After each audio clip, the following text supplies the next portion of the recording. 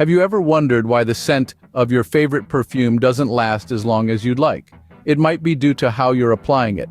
Applying your fragrance correctly can greatly enhance its performance and longevity. One crucial aspect of this is understanding pulse points. These are areas on the body where the blood vessels are closest to the skin, making them warmer and more likely to emit scent. So, where should you apply your fragrance? The wrists, neck, and behind the ears are all excellent choices. The inside of the elbows, another warm area, is also a great spot. But it's not just about where you apply your fragrance, but how you apply it. A light spritz or dab, not a drenching, is what you're aiming for. And remember, don't rub it in, as that can break down the scent molecules. Remember, fragrance reacts with your body chemistry, so it's important to apply it to the right places.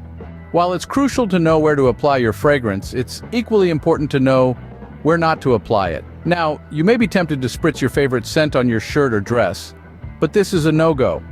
Fragrances can stain fabric, leaving unsightly spots that are hard to remove. And jewelry? Another no-no. Fragrances can tarnish the metal, reducing its shine and luster over time. But one of the most common fragrance faux pas? Rubbing your wrists together after applying. It's a habit many of us have, but it's one we need to break. Why, you ask? Well, the friction caused by rubbing can actually break down the scent, making it fade faster.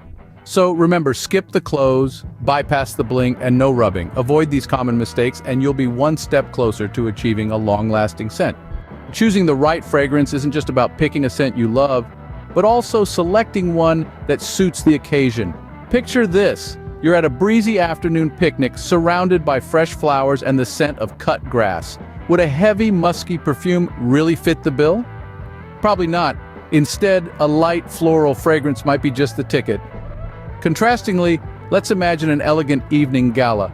The lights are low, the air is filled with anticipation. A subtle yet intoxicating musk could set the perfect tone, enhancing the aura of sophistication. Fragrances have the power to set moods, create impressions, and even transport us to different places or times. They are an extension of our personality and our style statement. So, whether you're a fan of the citrusy, the spicy, the floral, or the musky, remember to match the intensity of your scent to the vibe of the occasion. With these tips in mind, you're well on your way to mastering the art of fragrance application. Remember, the key is to apply correctly, avoid common mistakes, and choose the right scent for the right occasion. Happy